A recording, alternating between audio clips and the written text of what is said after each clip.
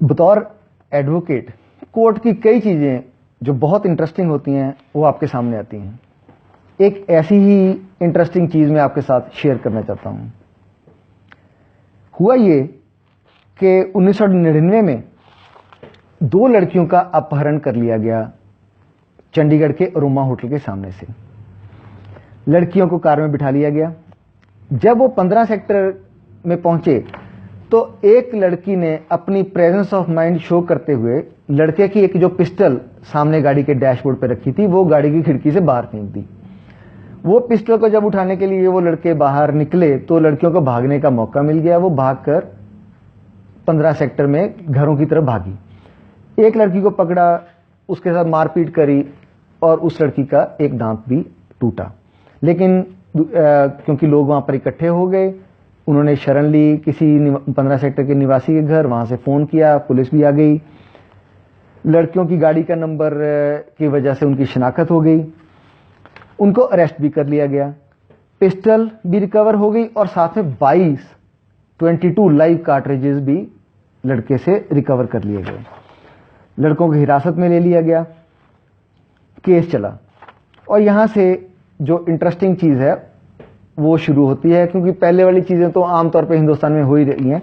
ये एक इंटरेस्टिंग चीज हुई कि ट्रायल के दौरान लड़के ने करीब करीब 12 वहां से एग्जम्पशन ली और जिन डेटों पे वो पेश भी हुआ उसमें हर डेट पे उसके जो सिग्नेचर हैं वो 9 तरह के signature entirely different from each other हैं। मतलब साफ था, लड़का को इंपर्सनेट किया गया था।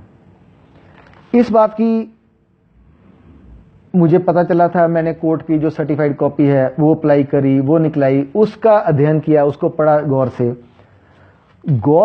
से पढ़ने पर बहुत ही इंटरेस्टिंग चीजें सामने आई।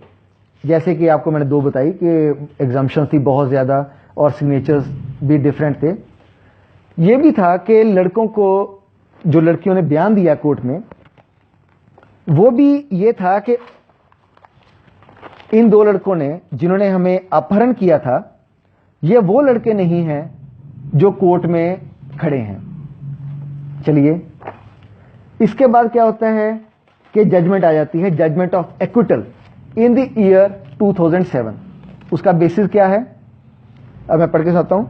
जज साहब लिखते हैं, she further stated that the boys who followed them from the disco up to Roma hotel are not present today in the court since the complainant did not support the prosecution case.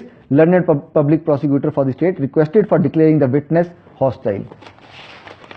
अब मुझे यह भी पता लगा कि लड़का तो उस टाइम पे हिंदुस्तान में था ही नहीं। He was not in India at the relevant time. जैसे ही उसके सिग्नेचर डिफरेंट हैं, उसके एग्जम्पशंस हैं, तो लड़की ने अपनी तरफ से तो सच बोला कि ये वो लड़के नहीं हैं जो जिन्होंने उनका अपहरण किया था। वो बात भी ठीक थी, जब उनके सिग्नेचर ही डिफरेंट हैं, जब वो इंडिया में है ही नहीं, तो वो लड़का कोर्ट में कैसे प्रेजेंट होगा। But he is acquitted. एक और बात पता लगी उसमें, चंडीगढ़ पुलिस को करीब करीब 20 बार हिदायत दी गई कि आके अपना जो एविडेंस है वो कोर्ट में पेश करें। वो कभी आए ही नहीं। जज साहब ने एक पुलिस इंस्पेक्टर की सैलरी अटैच करने के हुक्म भी दिए। ये हुक्म पब्लिक प्रोसिक्यूटर और एसएसपी जो चंडीगढ़ हैं उनको अमल में लाने थे। इसके बारे में ये हुआ कि मैंने पुलिस को एक कंप्लेंट लिखी फिर कि मुझे ये चीज़ें पता लगी हैं, तो आप बताइए कि आपने इसमें क्या एक्शन लिया था, और अगर कुछ नहीं लिया था तो ये एविडेंस आपके सामने है तो आप एक एक्शन लीजिए। उस मेरी कंप्लेंट पे nothing was done. I was not even informed that the file was consigned to the record room. मैंने फिर एक रिमाइंडर भेजा थोड़ी देर बाद, उसका भी वही हर्ष के consigned to record room, nothing happened. Ultimately एक आरटीआई में मैंने ये पूछा कि भाई साहब कोर्ट ने तो ऑर्डर किए थे इनकी इंस्पेक्टर की सैलरी की अटैचमेंट के, उनकी सैलरी रिलीज किस तरह से हुई। जवाब आता है कि उनके तो जो ऑर्डर हैं कोर्ट के वो कभी पुलिस हेडक्वार्टर पहुंचे ही नहीं। कोर्ट थी उस समय सेक्टर 17 चंडीगढ़ में, पुलिस हेडक्वार्टर है सेक्टर 9 चंडीगढ़ में, जिनमें गैप है 1.5 किलोमीटर का सिर्फ। लेकिन वो जो ऑर्डर जज साहब ने पास किए सैलरी अटैचमेंट के, वो कभी पुलिस हेडक्वार्टर सेक्टर 9 पहुंचे ही नहीं, इसलिए उनकी कभी सैलरी अटैच की ही नहीं गई। लेकिन एक बात और सामने आई, थोड़ी देर पहले एक और केस में, रेप के केस में, उन्हीं इंस्पेक्टर को कोर्ट के एक बेलिफ जब सम्मन लेकर आया तो इन इंस्पेक्टर साहब ने उसकी पिटाई इसलिए कर दी कि उसकी हिम्मत कैसे हुई कोर्ट का ऑर्डर लेके, कोर्ट का सम्मन लेके उनके सामने आने की। हाँ, उस केस में वो जो डिफरेंट एक रेप केस है उसमें इनकी सैलरी थोड़ी देर के लिए अटैच की गई और which was release when he appeared in the court. In the present case, in this case, this inspector never appeared in the court, but his salary was never attached in spite of the orders of the honorable court. एक और बात सामने आई, अब लड़के की pistol भी recover कर ली गई और 22 लाइव कार्ट्रिजेस भी रिकवर कर लिए गए, लेकिन उसको रिलीज का कोई ऑर्डर फाइल पर है ही नहीं। लड़के की पिस्टल, वो लाइव कार्ट्रिजेस बिना किसी ऑर्डर के ही रिलीज कर दिए गए। चलिए, ये बातें सारी मैंने police inspector general of police Chandigarh को लिखी। उन्होंने जब कुछ नहीं किया, I went in A PIL in the honourable Punjab and Haryana high court Chandigarh. PIL was filed, but the Honorable Chief Justice, he said that he could not discern any public interest in the writ petition. It was argued that if people who commit such heinous crimes, they are to be acquitted because simply the Chandigarh police does not go to the court. If the person can be impersonated so easily in the court, then public interest is not involved. But I was advised to file application on the administrative side before the Honorable Punjab and Haryana High Court. I did that. I also filed an application under section 340 CRPC before the successor court, and simultaneously filed a complaint in the police complaints authority against the Inspector General of Police for not conducting the proper inquiry on my complaint and for filing it without stating any reason to me. वहां पर application लगी, वहां पर यह order हो गया कि Chandigarh police के जो इंस्पेक्टर जनरल हैं, he would inquire into the matter and give a finding on whether the accused person was in India or out of India at the relevant time. ये इंक्वायरी सौंप दी गई चंडीगढ़ के एक असिस्टेंट सुपरिटेंडेंट ऑफ पुलिस, जो कि नई एक IPS officer थी उर्विजा गोयल, उनको। उन्होंने इंक्वायरी बहुत अच्छे तरीके से शुरू करी, हालांकि उतने अच्छे तरीके से उन्होंने उसे खत्म नहीं कर पाई। उन्होंने लड़के का जो फादर हैं, जो चंडीगढ़ निवासी हैं, उनको समन किया, वो वहां पर आए, उनसे पूछा गया कि लड़का कहां पर है। तो उनके फादर ने बताया कि लड़का तो इंग्लैंड का सिटीजन बन चुका है और हिंदुस्तान का उसके साथ अब कोई लेना देना नहीं है।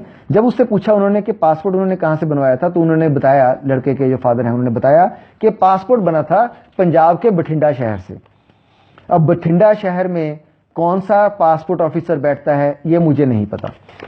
उर्विजा गोयल जी ने मुझे भी समन किया, मुझे भी कुछ उन्होंने चीजें पूछी।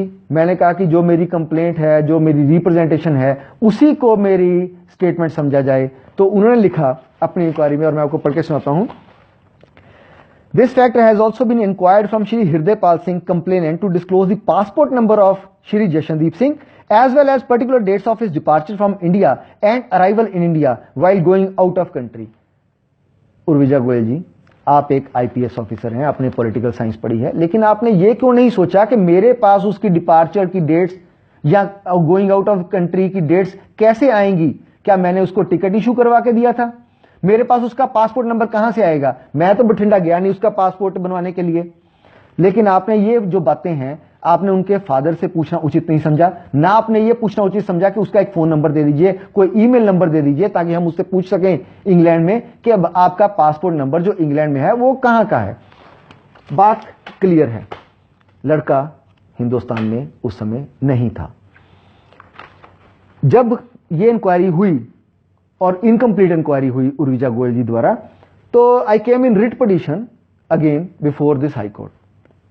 यहां पर मुझे कहा गया कि writ petition is not maintainable because you have no locus standi. इसका सीधे शब्दों में यह अर्थ है कि आपका कोई पर्सनल इंटरेस्ट नहीं है, इसलिए ये रिट पिटीशन नहीं चल सकती।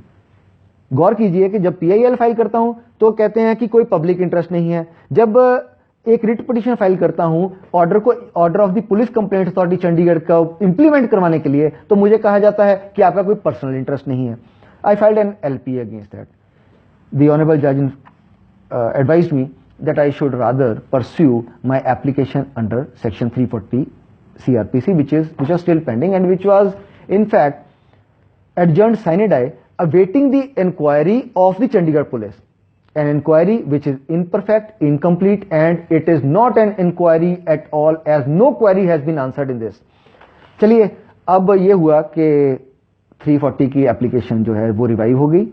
जज साहब ने सेक्टर 11 SHO जो है यहाँ के, उनको समन कर लिया गया है ये पूछने के लिए कि क्या उनके पास कोई जरिया है जिससे वो ये पता कर सकते हैं कि लड़का हिंदुस्तान में उस समय था कि नहीं था।